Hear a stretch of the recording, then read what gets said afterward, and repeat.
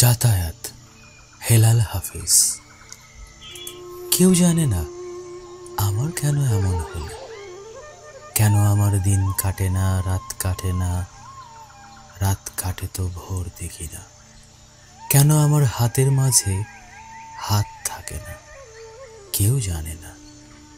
নষ্ট রাখির কষ্ট নিয়ে এতটা পথ একলা এলাম, পেছন থেকে কেউ বলেনি করুণ পথে দুপুর রোদে গাছের নিচে একটু বসে জিরিয়ে নাও।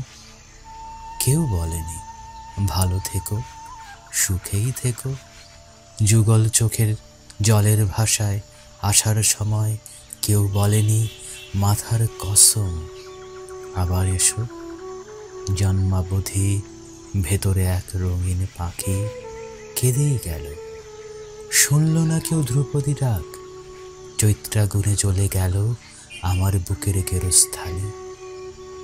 বলল না কেউ তরুণ তাপস এইনে চারু শীতল কলস। লণ্ড ভণ্ড হয়ে গেলাম, তবু এলাম।